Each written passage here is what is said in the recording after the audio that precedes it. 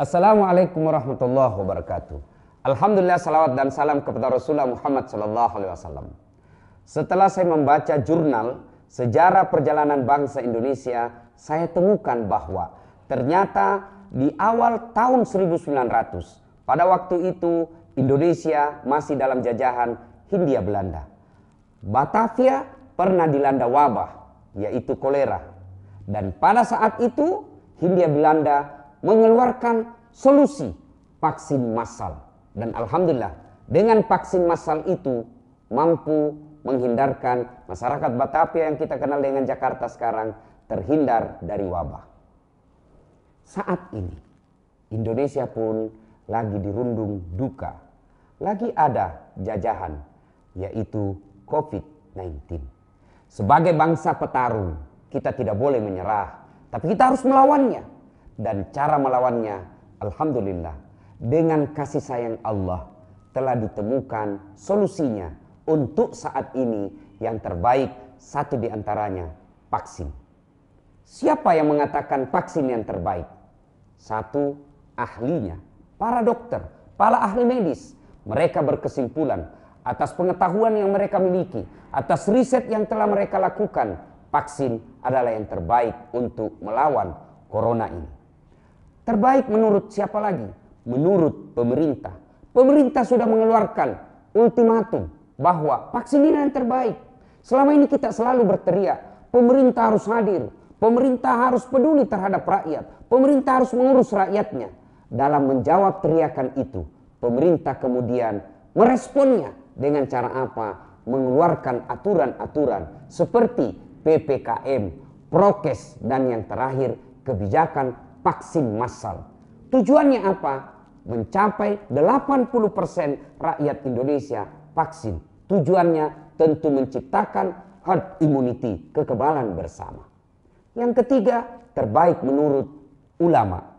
Ulama internasional, seluruh dunia, ulama-ulama, ahli-ahli agama telah bersepakat bahwa vaksin halal dan yang terbaik untuk melawan COVID-19 ini. Dalam negeri kita, Majelis Ulama Indonesia, kumpulan orang-orang yang belajar tentang agama dan di dalamnya juga ada ahli kesehatan. Mereka bersepakat, mereka mengeluarkan fatwa bahwa vaksin halal dan dianjurkan umat harus meresponnya dengan cara bervaksin. Pemirsa yang saya hormati, seiring dengan ini muncul lagi suara-suara sumbang yang nyinyir. Vaksin ini bisnis, vaksin ini konspirasi. Saudara, saya butuh beras dalam kehidupan sehari-hari. Dan penjual beras macam-macam. Ada beras A, ada beras B, ada beras C. Saya tahu beras ini diproduksi dan perlu dana. Saya tahu ada persaingan antara ABC dan ada konspirasi di dalamnya ABC ini. Saya tahu dan saya sadar. Tapi tidak berarti saya berhenti dan tidak mau membeli beras. Kenapa?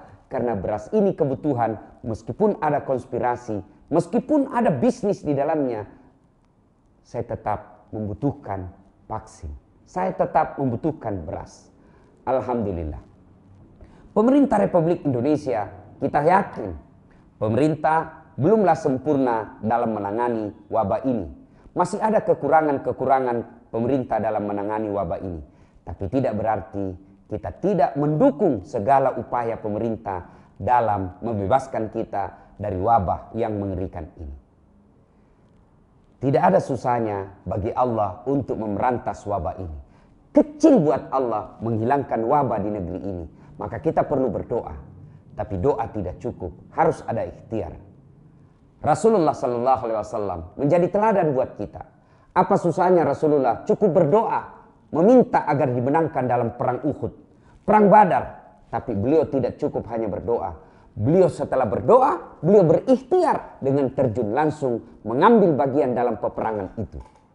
Ali bin Abi Thalib mengatakan, doa tanpa ikhtiar adalah busur tanpa anak panah. Pemirsa yang saya hormati, negara lagi memanggil anak-anak negeri untuk melawan wabah ini.